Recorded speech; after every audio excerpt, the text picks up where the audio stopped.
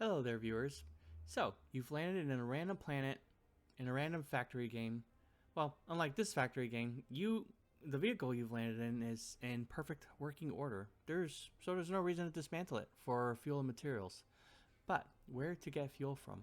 Well, in this video, I'll attempt to explain all the burnable fuels in the game and whether or not they are worth using. I should mention that there are buildings that give permanent power: wind turbines, solar panels, geothermal. Needless to say, they are pretty good, and if not, better option than just burning fuels in an early game. Now, some of these fuels are absolutely laughable for using, but for the sake of completeness, I'll be mentioning them here regardless. I should also mention the distinct difference between power and energy.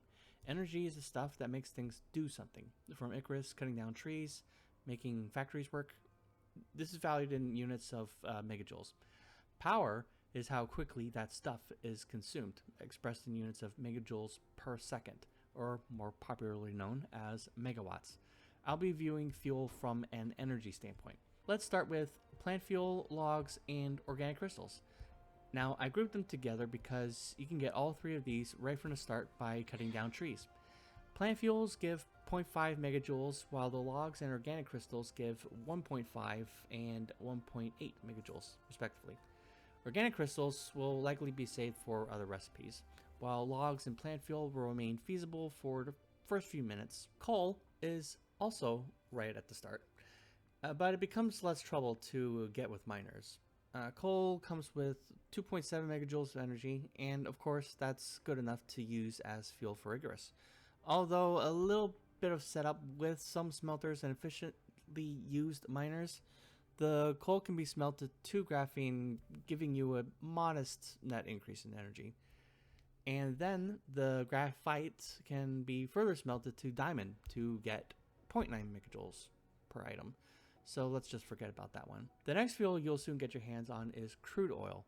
These can be taken out of oil seeps in the home planet using oil extractors. The energy of crude oil is 4.05 megajoules. So despite the seemingly high power used by the extractor, there's still a net energy gain. The crude oil can be processed to refined oil, having 4.5 megajoules. The energy expenditure is very high, and it's easy to see that a net gain of 0.5 megajoules. So refined oil is not really going to be a main energy source here. But thankfully, there is some hydrogen that comes out from oil refining as well. Each hydrogen has an impressive 9 megajoules of energy. Sadly, it's viewed as fluid, so the amount is kind of limited to 20 per inventory slot. So burn it if you have it, but not for long. Fortunately, it's not too difficult to process the hydrogen into fuel rods. Using a titanium ingot, you even get a little bit more energy, getting a 54 megajoule fuel rod, and you can fit more per stack.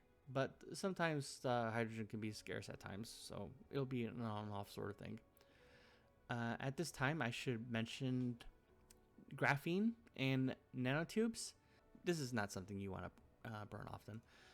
I should also mention fire ice. Fire ice has 4.5 megajoules of energy content, and if you happen to have a good portion of it in a nearby planet or ice giant, it could be okay to burn some of it early. But against the permanent renewables that I mentioned at the start and upcoming technologies, using this resource for energy is a bit of a tough sell. Okay, accumulators. And as much as I like the idea of taking a battery, discharging it, and charging it again, I regret to inform you that as of this video, charged accumulators are destroyed if they're used by Icarus.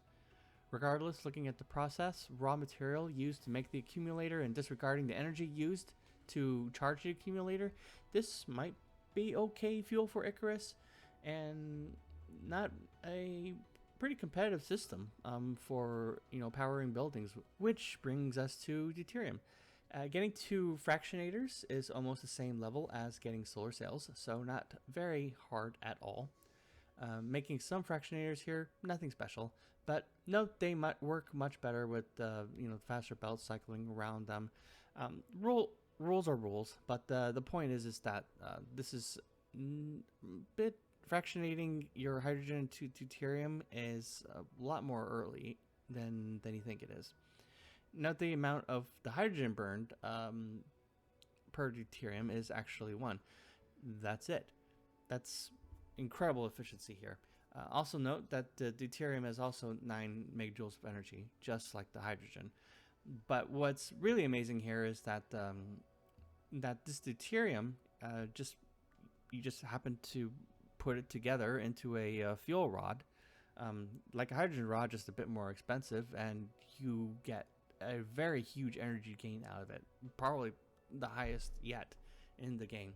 For a modest, modest 40 megajoules of energy, maybe in some resources, you were getting a 600 megajoule fuel rod.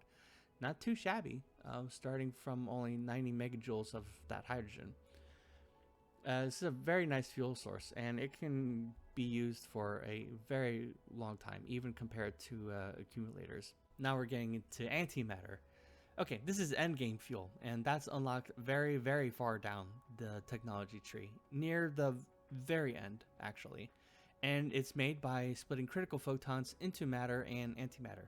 And just like all the other fuel rods, just capping it all up in a special container, which you can see being here. The thing is, this is even some of the process, not even the whole process. But when you do get there, eventually get your hands on it, you're going to get your hands on a whopping 7,200 megajoules of energy per pop. Not to mention the pretty high power increase for Icarus. Pretty dang amazing. And it will carry on to the end of time. And all you have to do is just set up a Dyson Sphere program.